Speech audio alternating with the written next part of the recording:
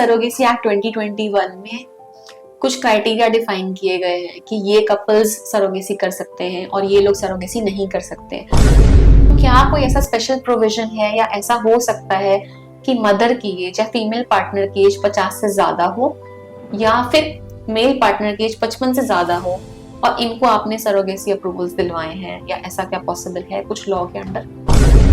अगर किसी के पास एक लिविंग चाइल्ड है, अडॉप्टेड चाइल्ड है, जिनके पास एक बच्चा है, मदर मेडिकली फिट नहीं है, तो क्या कोई स्पेशल सिचुएशंस में इनको अप्रूवल मिल सकता है? तो इस पे थोड़ी सी रोशनी डालिए सर कि क्या सरोगेट मदर उनसे कपल से रिलेटेड होनी चाहिए, उनकी एक्वेंटेंस फ्रेंड होनी चाहिए, या क्या होना चाहिए?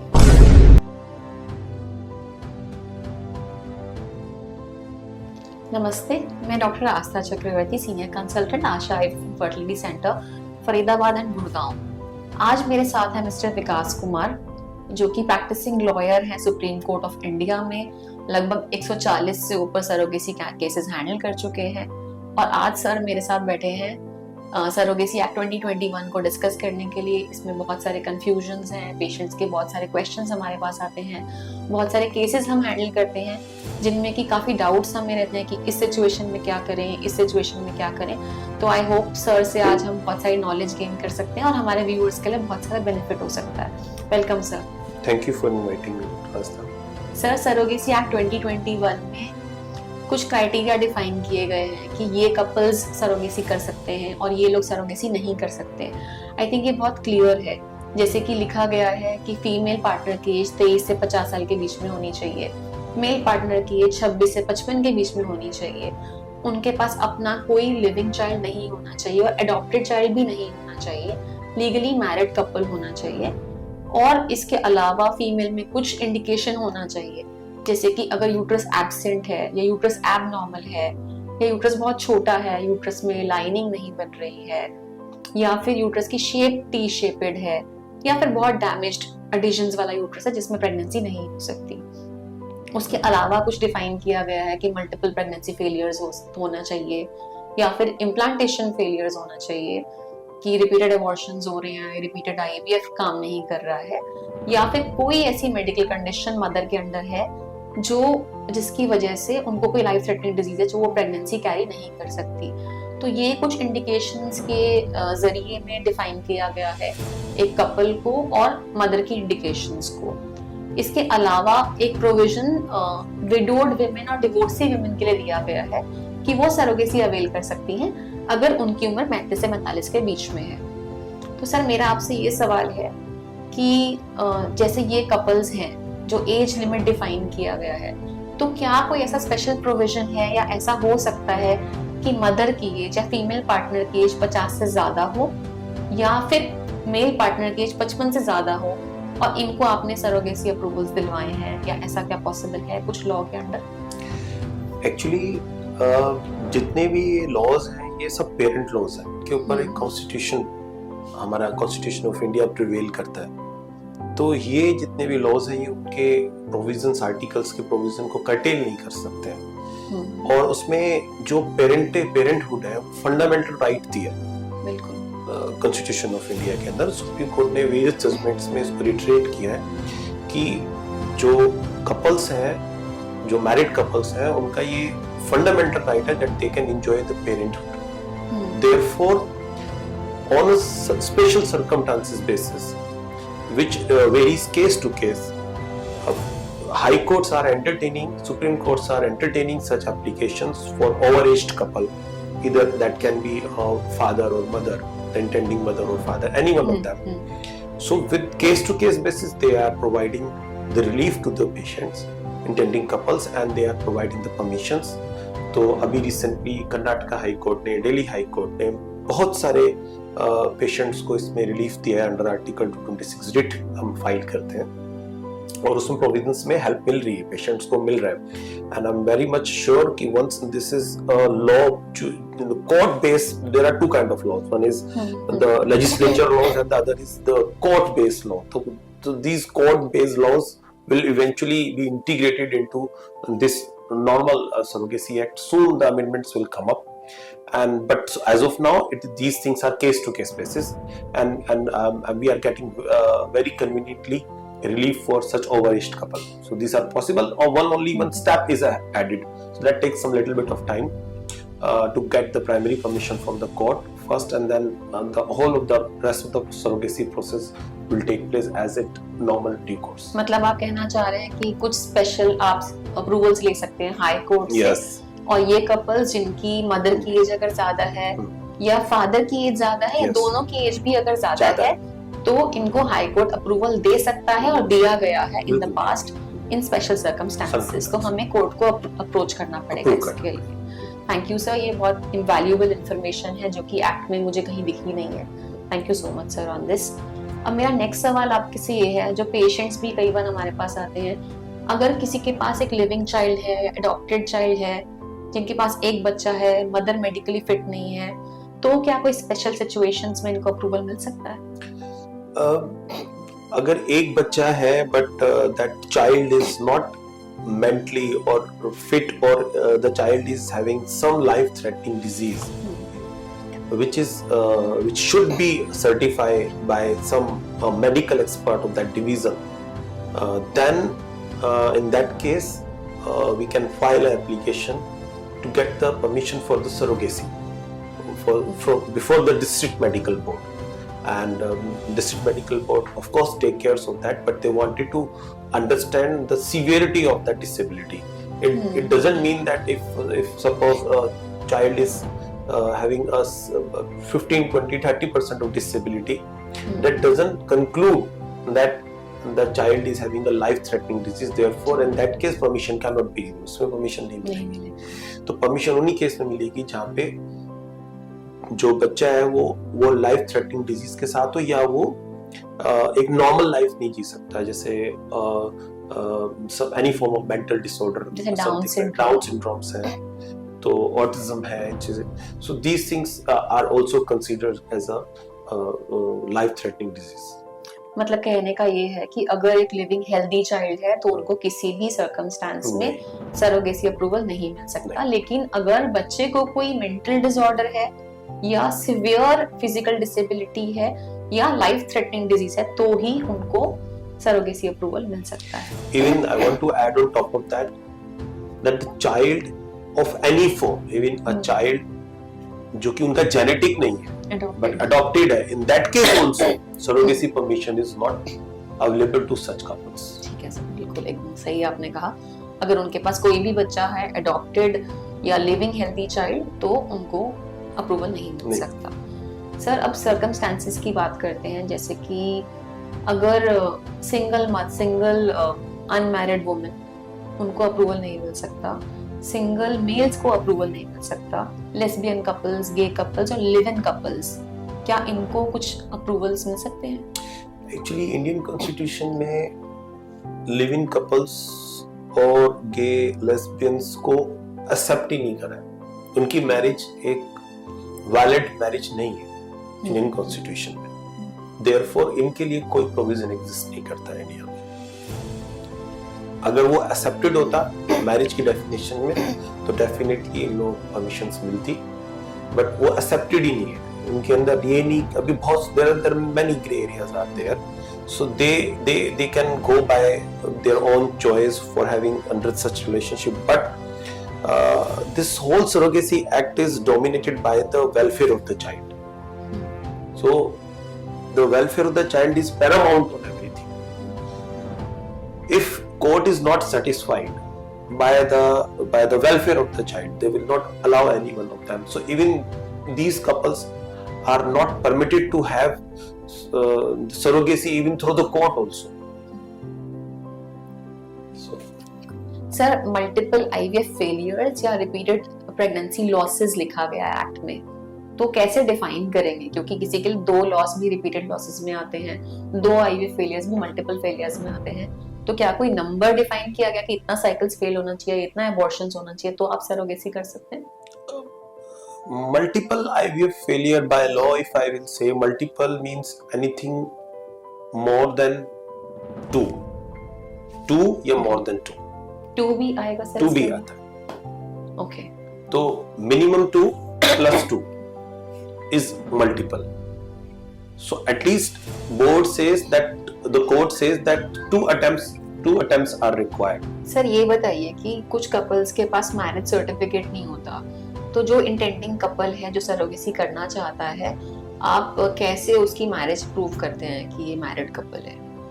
और किसी का गुम भी हो जाता है सर, किसी ने घर चेंज किया, उनका मैरिज सर्टिफिकेट गुम हो गया, तो अब कैसे वो प्रूव करें कि वो एक मैरिड कपल है? जो कि अनप्रूव्ड मैरिजेस है, अगेन वहाँ पर question of welfare of child arises, whether that marriage is a genuine marriage, whether the couples are authentic couples, they are actually husband and wife. There are many instances जहाँ पर कि couple claimed that they are couple और वो fake Arya Samaj marriage कर ले आए या मंदिर की शादी कर ले। So these certificates are not valid. They are not a valid marriage proof. So therefore, in this law, it is important to have a marriage certificate issued by the registrar of marriage office in the name of the couples, and it should be very clear that there should not be any prior dispute to any of the intending couple. For example, many couples comes and say that though I am married, but मेरा matrimonial dispute चल रहा है. In that case, what should I do? So in that case, the permission of both the couples, both the husband and wife, is required in that couple's position. And in case of this such matrimonial dispute to an extent जो कि अभी conclude नहीं हुआ divorce में, वहाँ पर आपको permission नहीं मिल सकती. Very straightforward. Then you have to approach a high court in writ jurisdiction by saying that I am having this matrimonial issues prevailed, and because of so and so reason my age is getting over age, or my these issues are there, so kindly allow during the pendency of this matrimonial dispute so that I can be eligible for that permission. तो वो भी आपको court से लेना पड़ता है।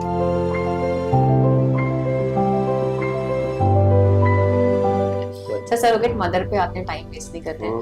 Surrogate mother के लिए हमें पता है कि वो मैरिड वुमन होनी चाहिए, वो डिवोर्सी भी हो सकती है और विडो भी हो सकती है, और उनका एज ग्रुप 25 से 35 के बीच में होना चाहिए, उनके पास अपना एक बच्चा होना चाहिए, और वो जो ये सरोगेसी प्रोसेस कर रही है उनको इसमें कोई मॉनेटरी कॉम्पेंसेशन नहीं दिया जाएगा एक्सेप्ट मेडिकल एक्सपेंसेस और एक इंश्योरेंस कवर जो इंटेंडिंग कपल उनके लिए खरीदेगा। तो सर ये कुछ गाइडलाइंस है सरोगेट मदर के लिए।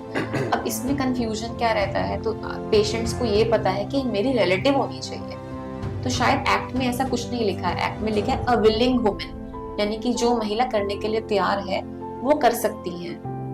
तो इस पे थोड़ी सी रोशनी डालिए सर कि क्या सरोगेट मदर उनसे कपल से रिलेटेड होनी चाहिए, उनकी एक्वेंटेंस फ्रेंड होनी चाहिए, या क्या होना चाहिए? Actually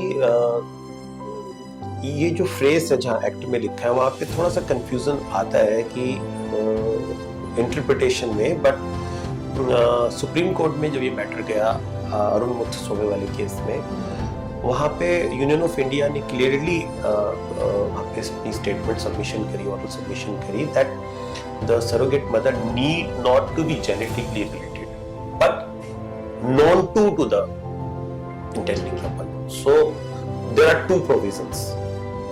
One is known to related, there is known to not related.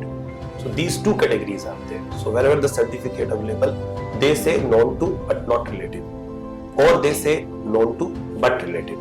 अच्छा, ये सरोगेट में उस सर्टिफिकेट में लिखा है, सर्टिफिकेट में आता है वहाँ पे वो category of how they know, with what extent is that acquiescence is there, that is mentioned. और सर सरोगेट मदर जिंदगी में एक ही बार सरोगेसी कर सकती है, एक ही बार सरोगेट मदर बन सकती है, पर अटेम्प्ट्स 3 हो सकती हैं। इसका मतलब उनको 3 बार वो ट्रायल ले सकती है, वो कपल उस मदर के ऊपर 3 बार ट्रायल ले सकते हैं, और लेकिन फाइनल डिलीवरी एक ही हो सकती है, ऐसा ही ना सर? यस, ये बहुत you rightly said. A surrogate can become a once in a lifetime surrogate for in her whole lifetime for any couple, and at the same time one surrogacy permission carries 3 attempts on the same surrogate कि उसका embryo transfer उसमें होगा। And इसमें भी एक space दिया है, एक पावर दी है डॉक्टर को कि that they can decide that from 1 embryo to up to 3 embryo as much as they can decide based on the condition they can go for in one attempt. So उसमें calculation इस तरीके से है कि you can have at max 7 embryos. और उसमें अगर आप 3 अटेम्प्ट ले रहे हैं तो and you go by 3 as maximum, तो you can only take 2 attempts, क्योंकि तो वो multiply by 2 6 हो गया एंड थर्ड अटेम्प्ट में आपको एक ही एम्ब्रियो बचा है। तो जनरली डॉक्टर्स आज की डेट में प्रैक्टिस ये कर रहे हैं कि they take 2 embryos at one go. So only 3 permission. Thereafter you have to change the surrogate if you are not getting any viable result. Then the permission of the surrogate process will restart again with new surrogate. मतलब वो एक और surrogate के साथ कर सकते हैं अगर 3 अटेम्प्ट में प्रेगनेंसी नहीं आई है तो। Then we have to choose another surrogate. Their medical fitness, their psychological fitness is required, and then their eligibility certificate is need to be required, and then finally essentiality certificate of the surrogate will be there.